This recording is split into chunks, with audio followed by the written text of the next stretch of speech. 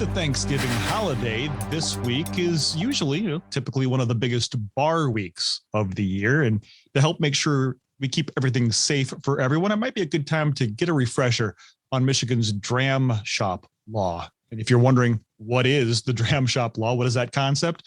Well, to break it down, Tom Sinas from Sinas Dramis Law Firm joins us. Hi, Tom. Hi, Todd. Thanks for having me. Absolutely, our pleasure. So clue us in. What is this concept behind the Dram Shop Law? So that's an old term, an old legal term, Dram Shop Law. We don't actually use that as the official legal term anymore because we have a state statute that governs what we call retail licensees. And retail licensees are those entities that are licensed by the state, specifically the Michigan Liquor Control Commission, to sell alcohol. The concept of a dram shop law, which is still a term very much used casually, is the idea that a retail licensee, an entity that sells or furnishes alcohol, can, in certain circumstances, be liable if there is an injury or death resulting from the selling or the furnishing of alcohol through that establishment. That's the basic concept of what we call a dram shop law. And when it comes to that, is it different for folks who legally can purchase alcohol versus those underaged if they are involved in this? It is, and it's a really important distinction. So the distinctions here, we're talking about when one of these retail licensees can be liable. For those who are underage, it is a hard and fast no tolerance rule, meaning there is no permitted selling or furnishing of alcohol to someone who's under the age of 21. And so if a licensee, if a bar furnishes alcohol, sells alcohol to someone under 21, then the bar can be liable. It doesn't matter the level of the intoxication of the underage person. So those are our underage folks.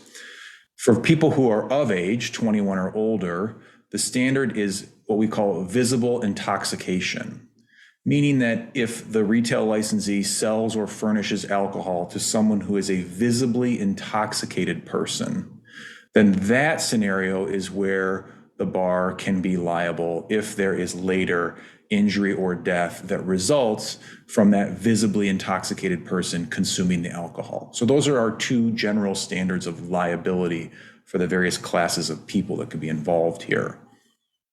With so many people tipping a few back this week, it is typically a big bar week during Thanksgiving holiday break. What about bar owners? I'm sure they're a little nervous. Are there any unique rules or maybe some defenses that they have to protect themselves?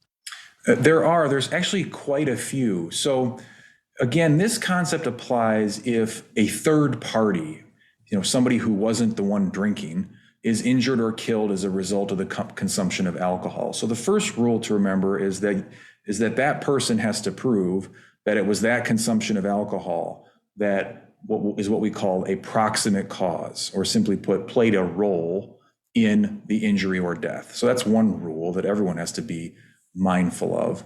There are other rules specific to those victims, those third-party victims. The first is what we call a statutory notice period. So if one of those victims retains a lawyer to help them, then the lawyer has to make sure that they notify the bar within 120 days of being retained by the victim. And if they don't, then the victim cannot pursue a claim.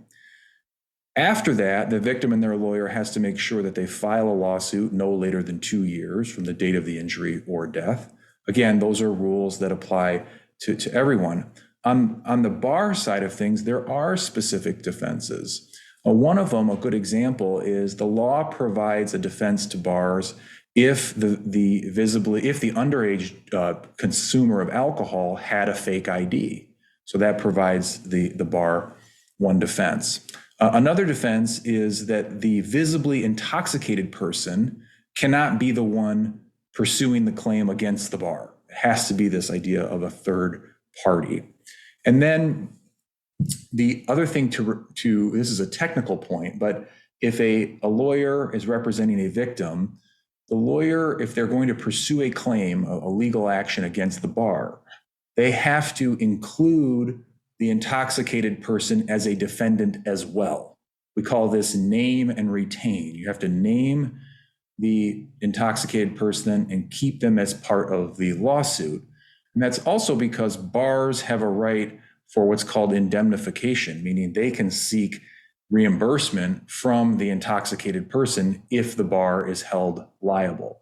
So there's kind of a lot to unpack there. I think the takeaway there is that, yes, there are very specific rules that apply to these unique set of cases that they are personal injury or wrongful death cases, but they're subject to a whole different set of their own rules. Obviously, this is something that we hope never happens to anyone, but the stats do show that there are more traffic accidents and injuries through drunk driving this time of year, especially around this holiday. If someone is involved in that, heaven forbid, where can they get more information? Where can they get the details they need to protect themselves?